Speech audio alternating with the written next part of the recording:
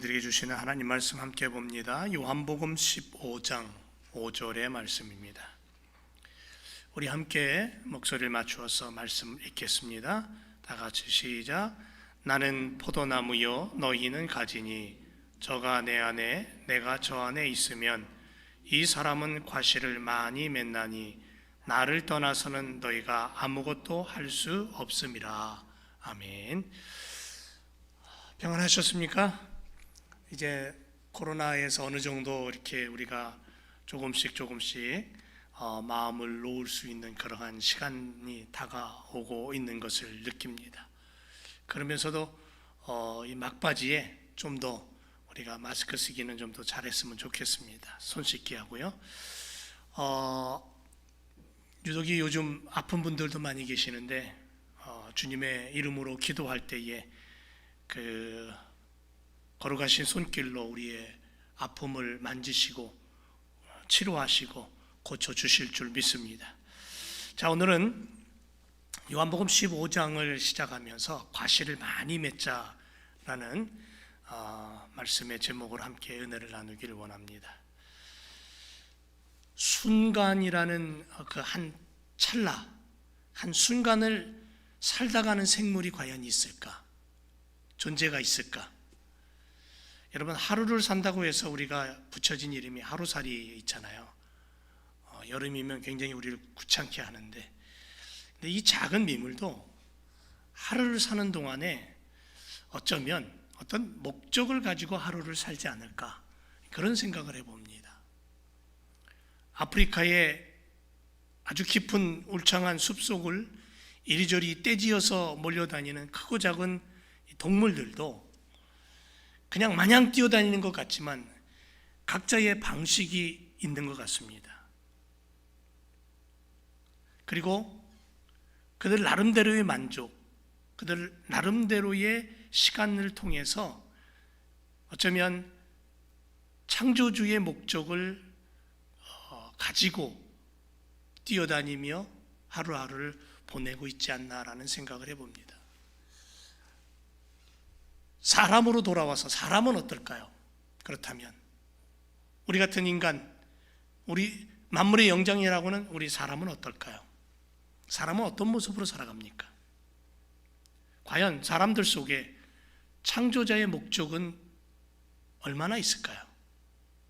자신의 목표를 설정하고 많은 결실을 맺기 위해 힘을 쏟고 살아가고 있지 않습니까? 그리고 그 힘쓴 만큼의 주어지는 어떤 만족감을 위해서 힘쓰고 애쓰고 땀 흘리는 것 같습니다. 사막을 보면 사막의 앙상한 풀들, 떨기나무 이런 것들과 이 푸른 초장에 있는 과일을 맺는 나무들과 또는 풀들과 한번 비교를 해보세요. 엄청난 차이가 나잖아요. 그런데 사막 속 적박한 환경 속에서도 나름대로의 어떠한 사명을 다하기 위해 거기에 살고 있는 동물들이나 나무가 있다라는 거죠. 그런가 하면 열대 우림 속에서도 좋은 환경과 좋은 조건에서 자라고 있는 동물들과 나무들도 있다라는 겁니다. 그런데 분명한 것은 각각의 주어진 역할, 각각의 주어진 어떠한 목적을 위해서, 그것을 성취하기 위해서 그렇게 일하고 그렇게 자라나는 것을 볼 수 있습니다. 환경의 차이가 있을 뿐 각자의 자리에서 꽃을 피고 각자의 자리에서 열매를 맺기 위해 창조주 하나님의 손길을 기억하며 있다는 것을 우리는 한 번쯤 생각하며 우리 자신을 들여다봐야 될 시간인 것 같습니다. 적박한 환경이 많으면 많을수록, 환경이 좋으면 좋을수록 맺는 결실이라든가 기대하는 기대치가 다를 뿐이죠. 그래서 좋은 땅, 기름진 옥토에 자리 잡은 그러한 나무가 더 많은 열매를 맺는 것처럼 좋은 땅과 좋은 옥토에서 자라나야 된다라고 그렇게 우리들은 얘기를 합니다. 사막의 오아시스, 모래벌만 있는 곳보다는 그래도 물이 있는 나무가 자라는 오아시스가 더 풍요로워 보이고 더 좋다라는 거죠. 인생을 나무에다가 한번 비교해 보면요, 인생이란 나무는 자신의 사명을 깨닫고 세상이라는 밭에서 자신의 역할을 잘 감당해야 된다, 이겁니다. 그게 인생이에요.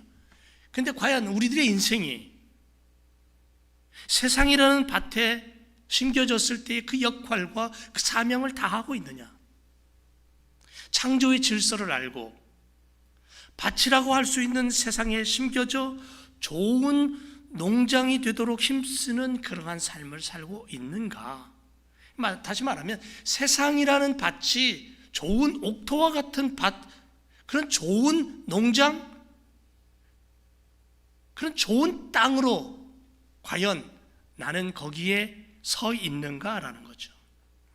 물론 아주 작은 손길이지만 하나님의 뜻을 알고요, 창조자의 어떤 목적과 섭리를 깨닫고 일하는 사람들이 있습니다.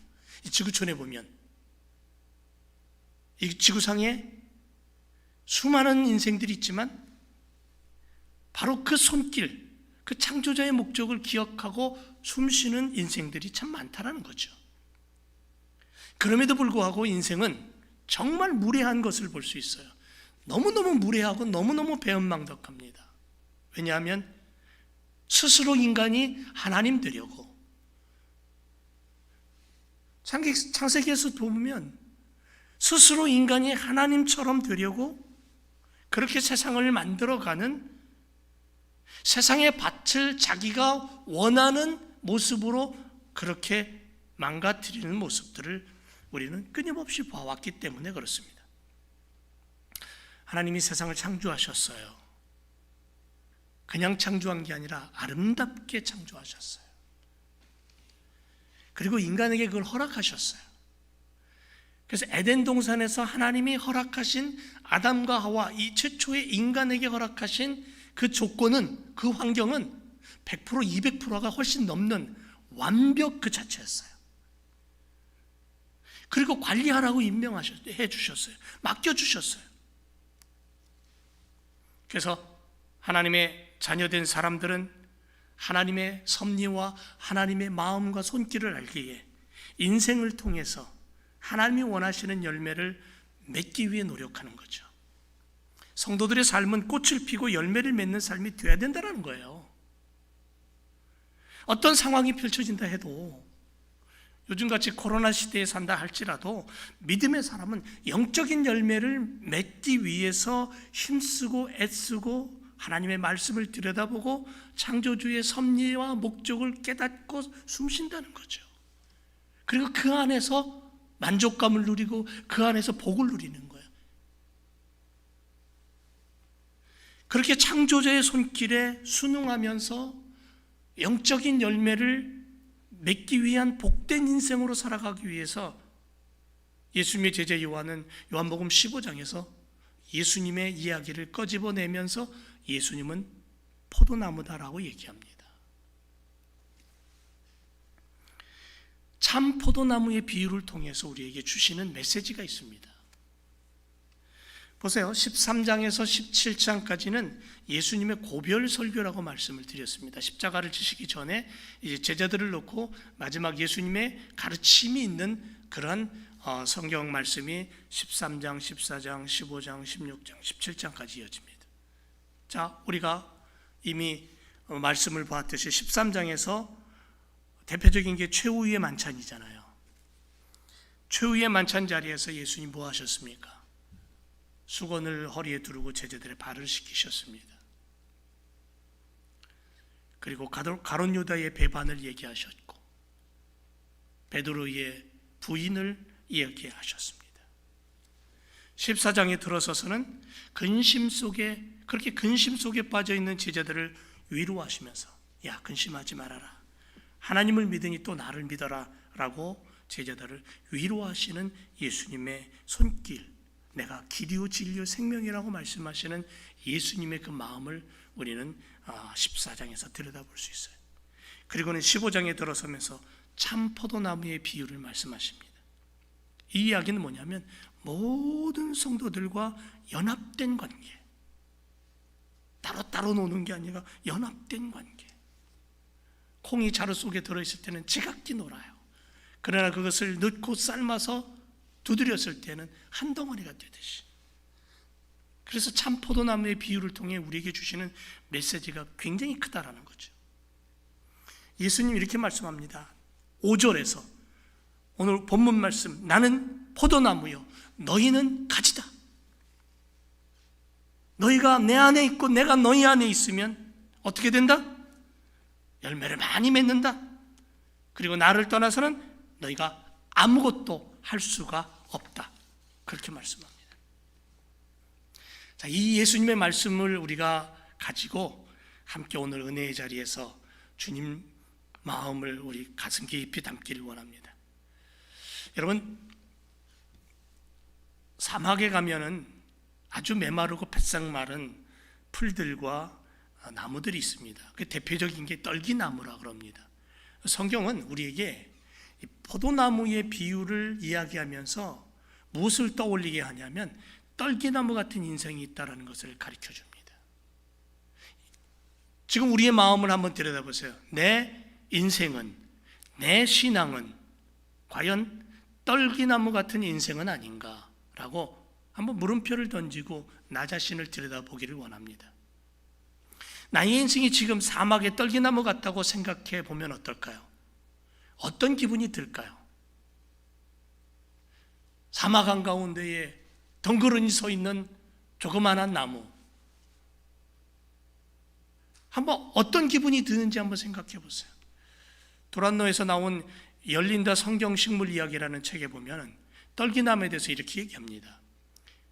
사막의 떨기나무로 번역된 나무는 이스라엘에서 소돔의 사과라고 불린답니다.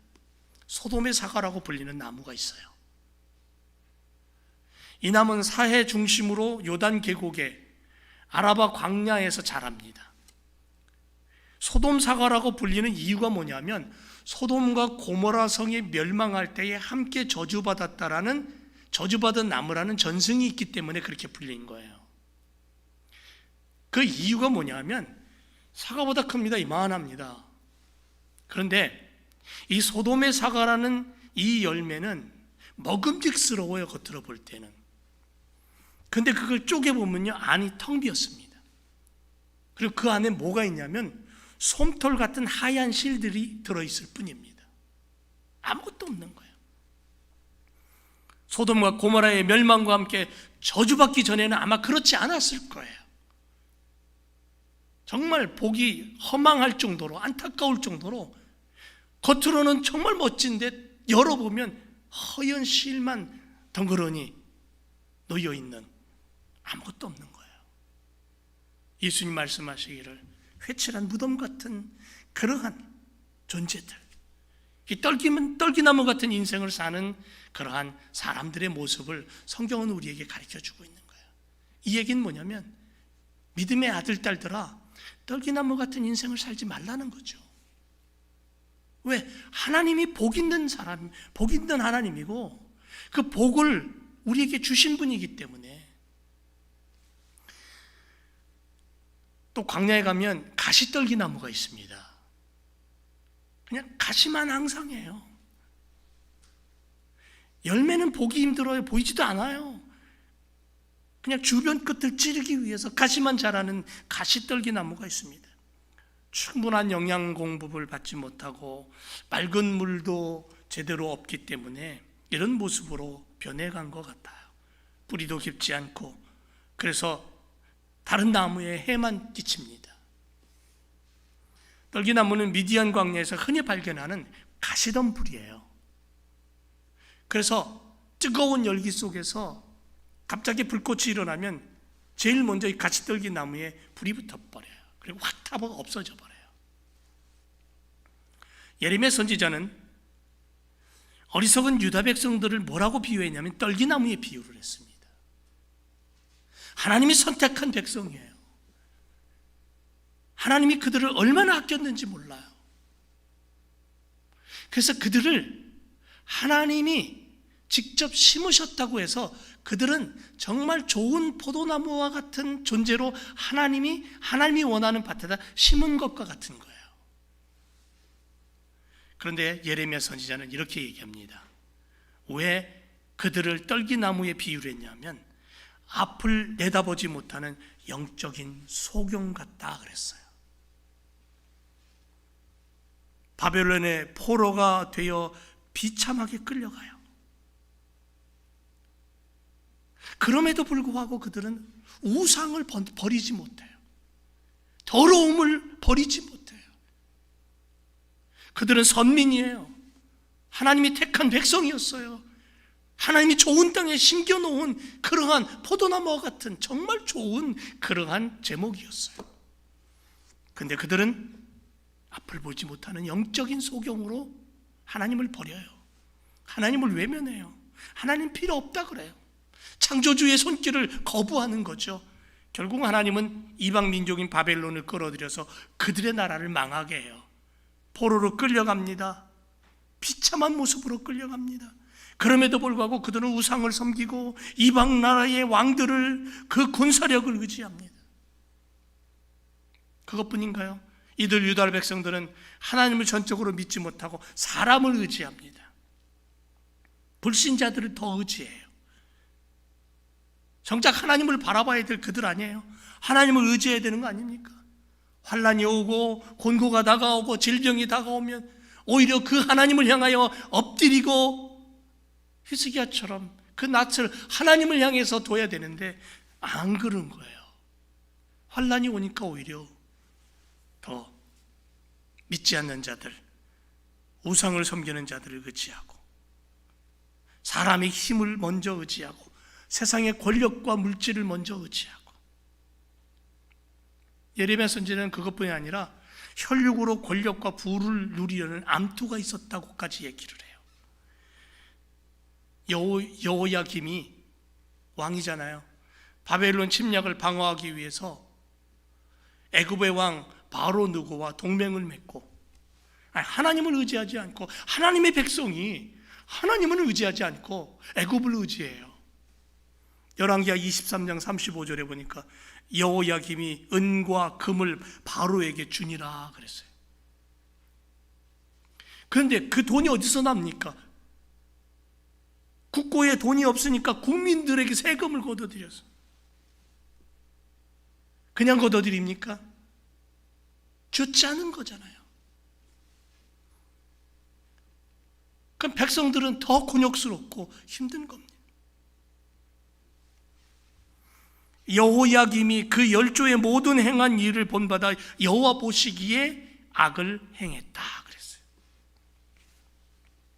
이런 사람들을 하나님 기뻐하실까요? 전능하신 하나님을 떠나버린 삶 아닙니까? 여러분, 광야의 소금 사과 같은 모습,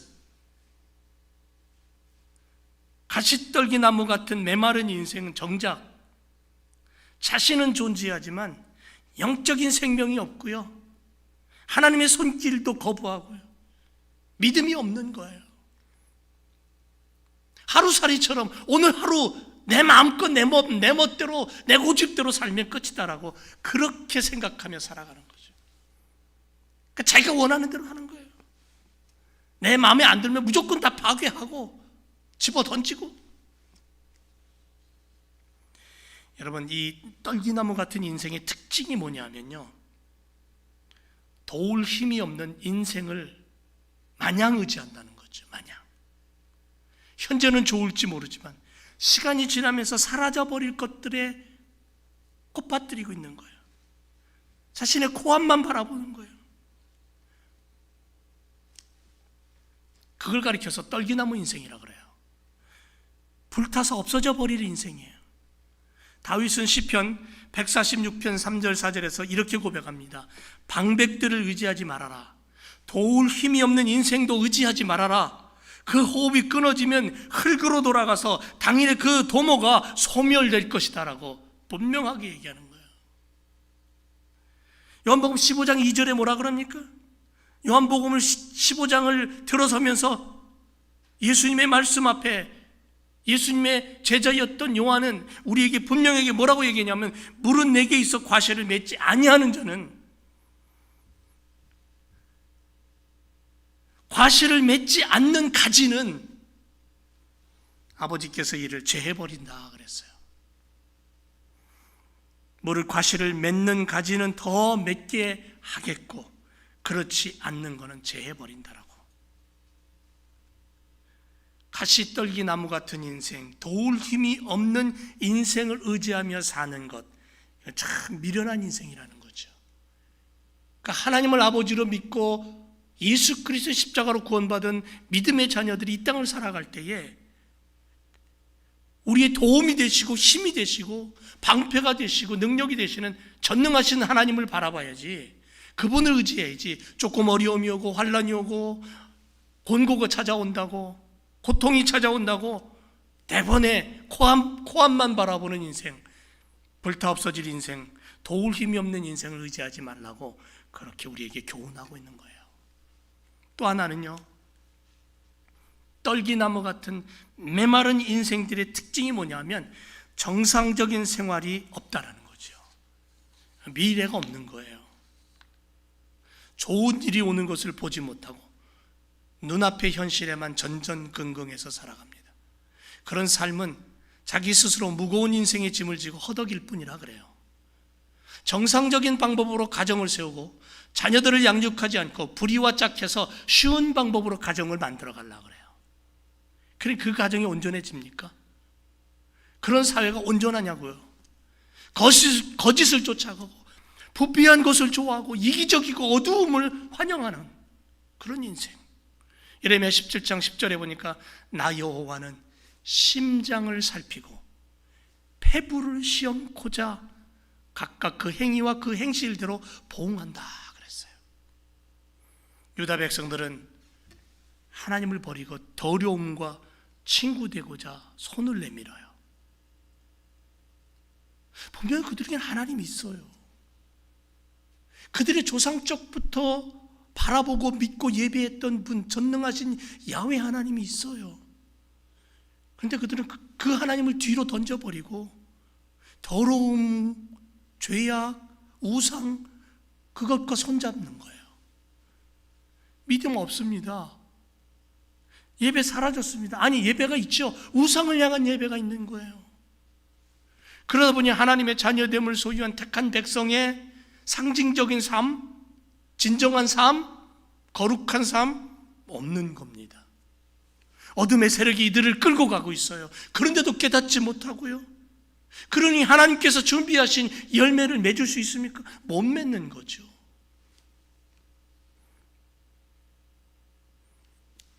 또 하나, 떨기나무 같은 메마른 인생들의 특징이 뭐냐면요, 엉뚱한 것에 집착한다는 거죠. 살아가는 삶 자체가 하루살이 같은 삶.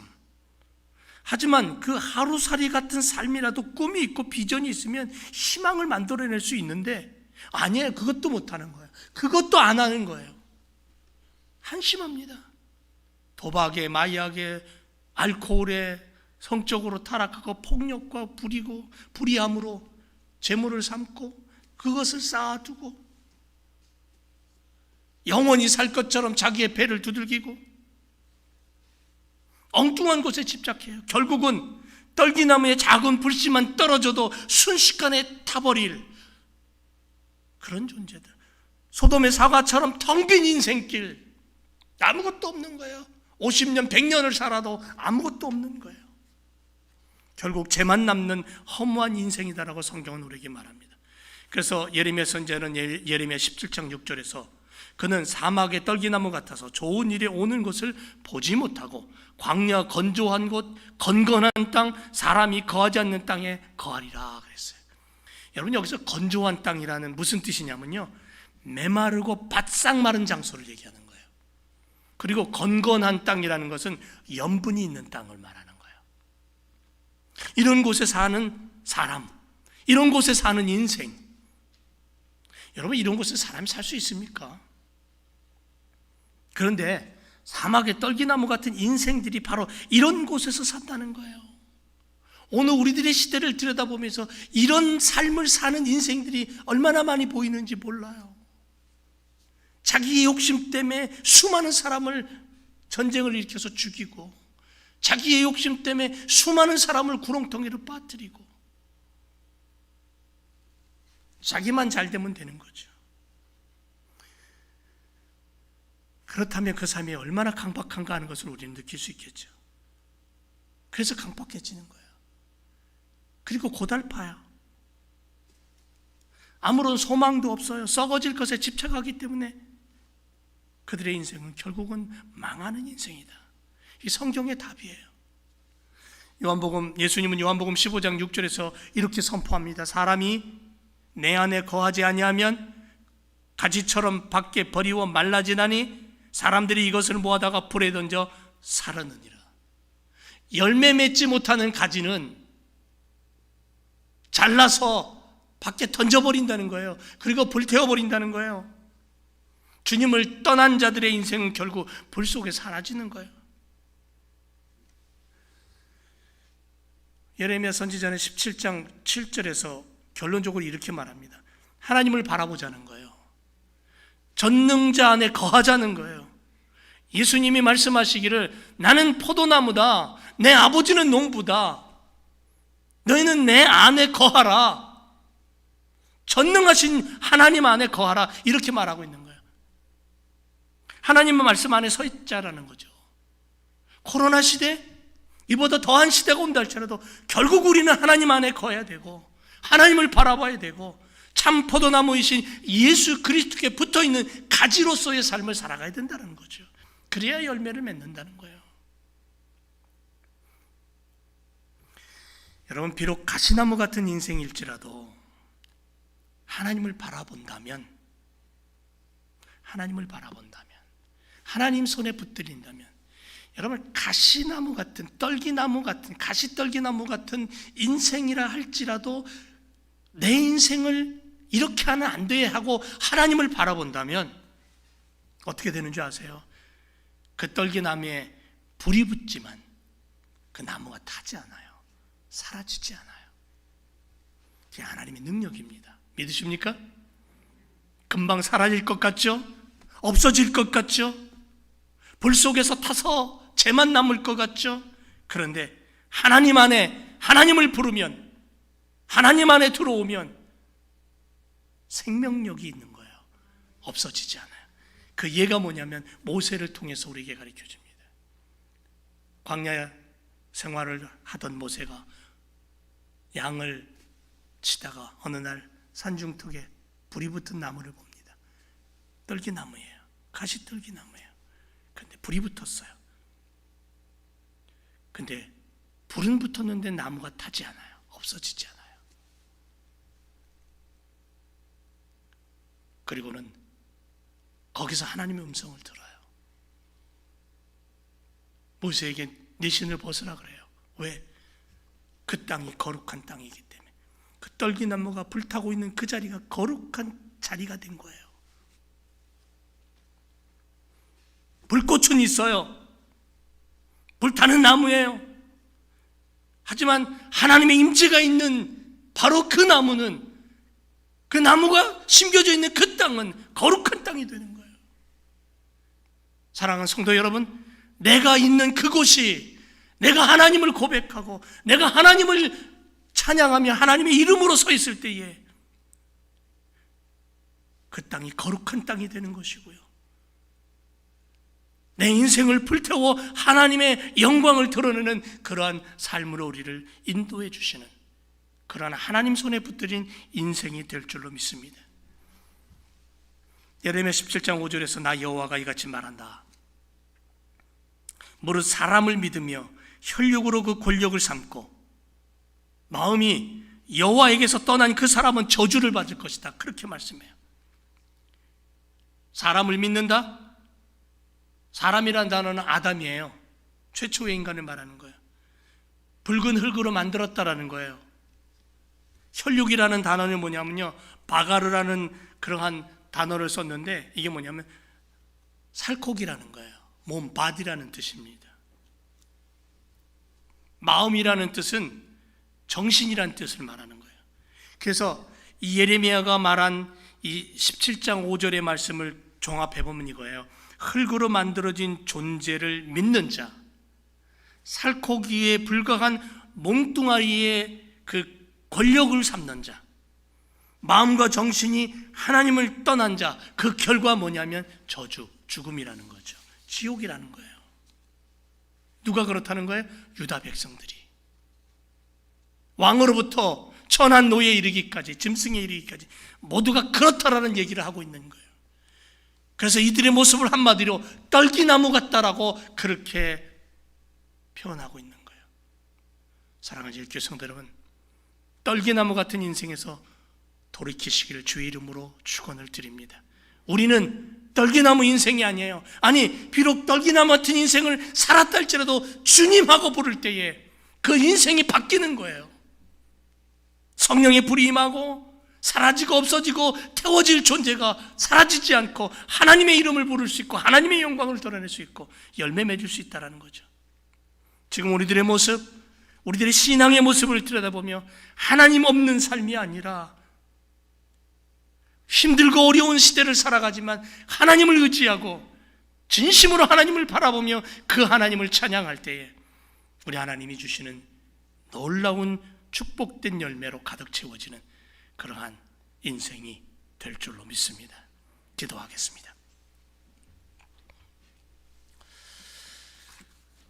오늘 우리에게 오셔서